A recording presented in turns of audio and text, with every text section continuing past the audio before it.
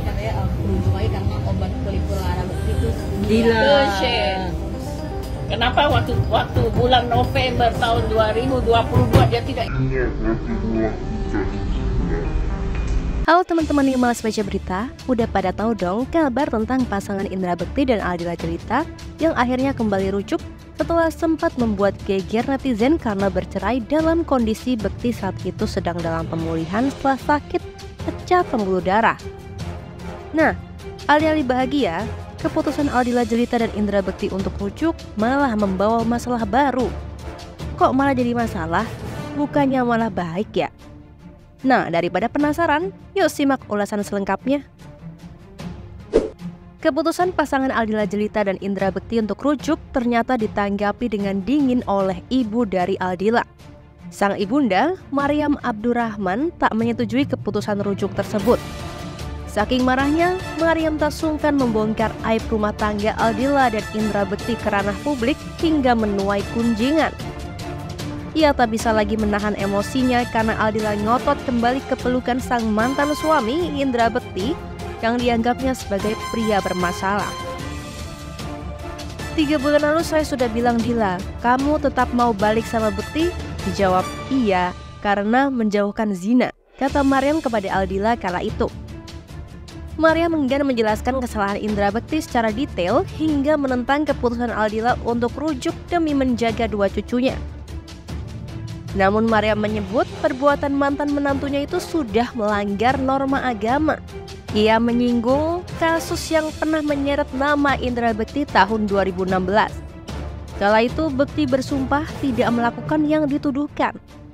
Kemudian Bekti disebut tak menepati janji dengan mengulangi kesalahan pada November 2022. Sebulan kemudian, Aldila Jelita bercerita pada Maryam kalau dirinya sudah tidak sanggup mempertahankan rumah tangga. Kala itu, Bekti dirawat di rumah sakit usai ditemukan tak sadarkan diri karena pecah pembuluh darah.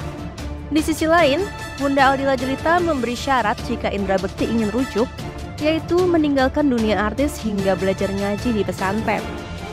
Meski tak disetujui, putrinya rujuk dengan Bekti, Maryam tetap memberikan peluang untuk mantan menantunya itu.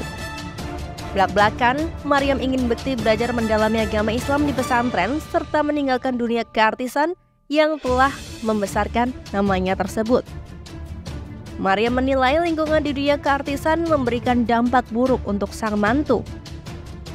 Ia tak memaksakan Bekti untuk jadi orang kaya dan terkenal. Maryam hanya butuh sosok menantu yang baik.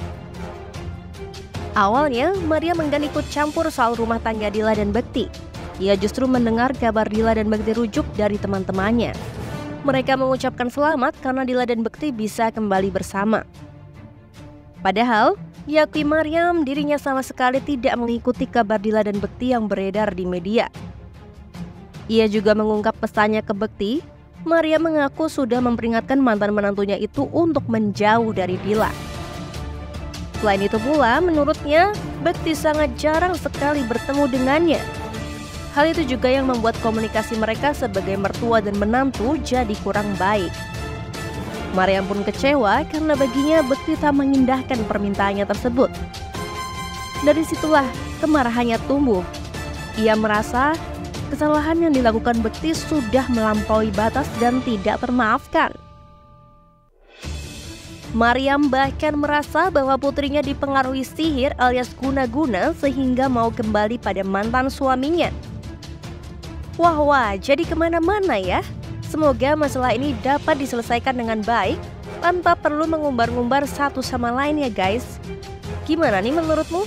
Tulis komentarmu di bawah dan tetap stay tune di sini ya. Terima kasih sudah menonton. Jangan lupa subscribe Malas Baca Berita for more updates.